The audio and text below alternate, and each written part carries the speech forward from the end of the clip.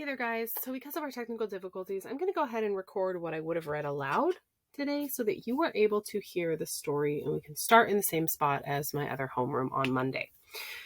Hawthorne stayed quiet until she finished, and for a little while after, he looked dazed. Morgan watched him, biting her lip, worried she'd said too much. Perhaps she should have left out the bit about coming from the Republic and being in Nevermore illegally, and the bits about the curse, and all the other bits. No offense, he said finally, but that story's way better than the one you made up. The air left Morgan's lungs in a low whoosh. It was typical of Hawthorne to take the strangeness of her life in stride, but she was deeply relieved nonetheless. Hawthorne, you have to keep it a secret, Morgan said. I wasn't supposed to tell. If anybody finds out, if Inspector Flintlock... Hawthorne held out his little finger. Morgan Crow, he said solemnly. I pinky promise to keep your secret and not tell another soul. Morgan raised an eyebrow. You pinky what? Pinky promise. He pushed his little finger closer to her face. I've never broken a pinky promise in my life. Never. She hooked her pinky in his, and they nodded. Now, he said, frowning, please tell me that bit about getting chased through the clock by hunters with guns while driving a giant spider again. But she didn't get a chance because suddenly Morgan noticed two things. One, they'd left the door to the creepy room of creepiness open. Two, one of her shadow wolves had escaped and was stalking down the hallway. Maybe it faded away, Hawthorne moaned as they searched the kitchens for the third time. They'd looked all over the hotel, but the shadow wolf eluded them. All the others did. But what if it didn't? What if it comes across a guess?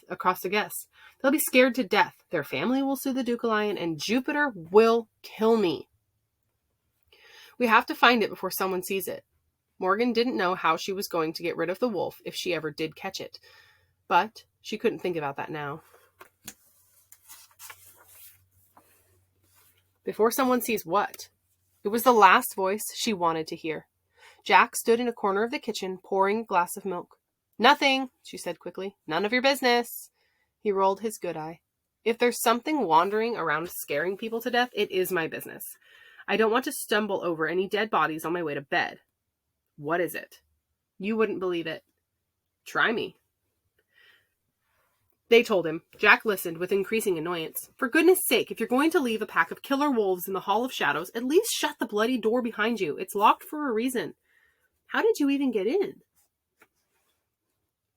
I realized that... Forget it. Jack held up a hand to stop her. Don't make me your accomplice. Jupiter's going to be furious.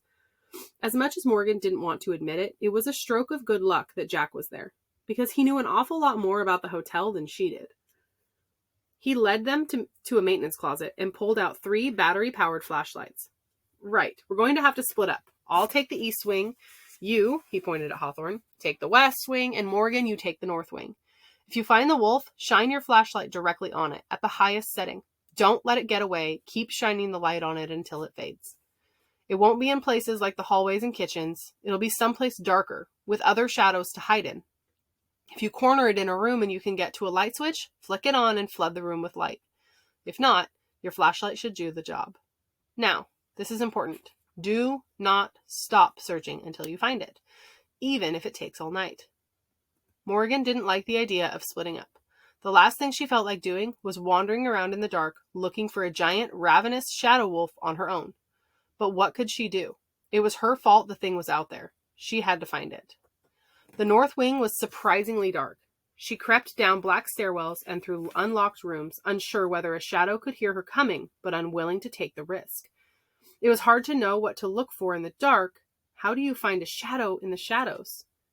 After what felt like hours of searching, Morgan was ready to give up when she heard a sound from the moonlit balcony of a 5th-floor drawing room. Somebody was out there, looking up at the sky and singing quietly.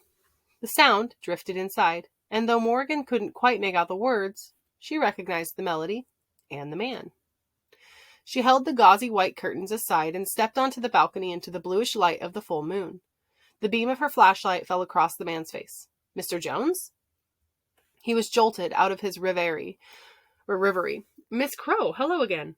Another visit, Morgan observed. You must come to Nevermore a lot. Yes, I have business here on occasion, and I like to visit friends. He smiled, a little sheepishly, holding up a hand to shield his eyes. Morgan lowered her flashlight. I don't believe the Wintersea party would approve, but what they don't know won't hurt them. Our deal still stands, I hope. You won't tell on me? As long as you don't tell on me, Morgan shivered. The evening breeze had a bite. What are you doing out here? Oh, just looking for the music salon. I thought it was somewhere near my suite, but I suspect I'm a bit lost. The Duke Alliance still baffles me after all these years. I passed this charming spot and couldn't resist a moment of reflection under the stars. His voice was wistful. Such a beautiful evening.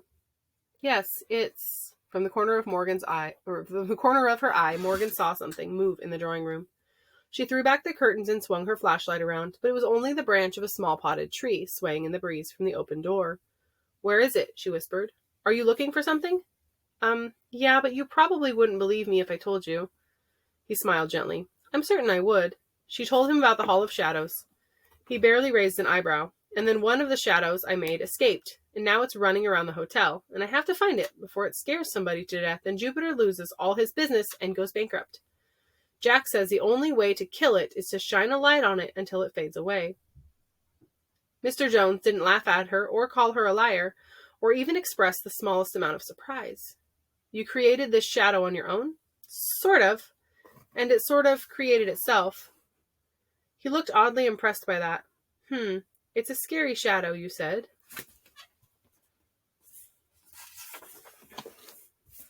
They're all scary, even if you make a nice one. Like a kitten.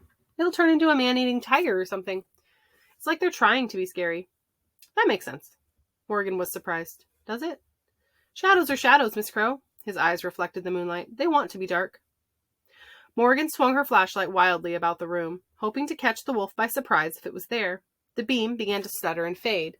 She whacked the side of the flashlight. I think my batteries are dying. With one last flicker, the light went out. She groaned. I doubt it matters, said Mr. Jones. Miss Crow, I suspect your friend, the one who told you how to kill the shadow, he's not my friend, was merely having fun at your expense. He smiled, not unkindly. Your rogue shadow has almost certainly faded away on its own. Morgan frowned. How do you know? I've been staying at the Duke Alliance for many years. I hope I've learned a few secrets in that time. As I understand it, anything made inside the Hall of Shadows is nothing but an illusion. Just a bit of theater. Can't harm anyone. Are you sure? Quite sure.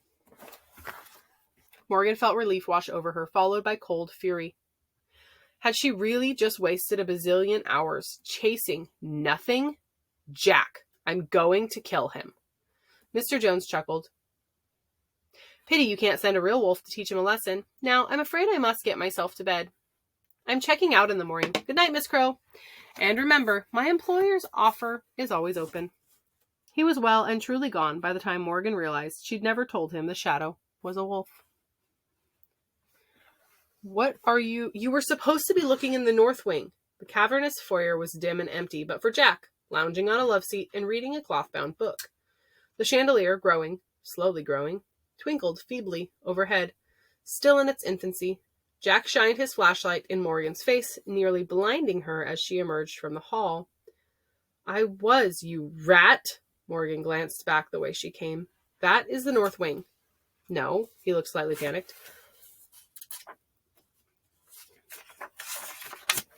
That's the south wing. It's closed for renovations. It's unsafe. You're not supposed to enter under any circumstances. Can't you read? He pointed at a sign that said, closed for renovations, unsafe, do not enter under any circumstances. Morgan had walked right past it. Whoops. Well, it's your fault, she sputtered. You lied, Jack. We didn't need to chase that stupid wolf around the hotel at all. Did anybody see you in there? Fenestra would kill... Who cares about the south wing? You knew the shadow would disappear on its own, didn't you? You're a liar. Jack didn't look remotely guilty. It's not my fault you're gullible. Try having a brain next time. He scowled and shook his head, muttering, I can't believe my uncle thinks you belong in the Wonder Society. Can't even read a sign. Are you jealous? Is that it? Morgan threw the flashlight down beside him. Jealous he chose me as his candidate and not you? Jack's eyes narrowed. What did you just... Jealous of you? Why would I be jealous of you? You don't even have a knack. You said so yourself, outside the hall of... Morgan gasped. You were spying on us. At that moment, Hawthorne bounded into the foyer, shining his flashlight into his face and laughing maniacally. Mwahaha! I am Hawthorne, killer of shadows. Fear me, fear Shadow Wolf, for I am your doom. You're too late, Shadow Killer, said Morgan, grabbing his flashlight and tossing it at Jack. The shadow's already dead. Oh. Hawthorne's shoulders slumped. But I've just made up a victory song for when I vanquish it. I was going to teach you the dance bit. Morgan led him to the gold and glass elevator, speaking loudly enough for her voice to echo in the foyer. Maybe you can write the words to be Jupiter's weasel of a nephew who spies on people and tells lies and makes everyone hate him. Or about Jupiter's talentless candidate who's too stupid to know how shadows work and runs around a hotel making an idiot of herself, called Jack, settling back into the love seat with his book. Morgan jabbed the button for her floor, still seething. Hawthorne hummed, turning to her as the doors closed. What rhymes with weasel of a nephew?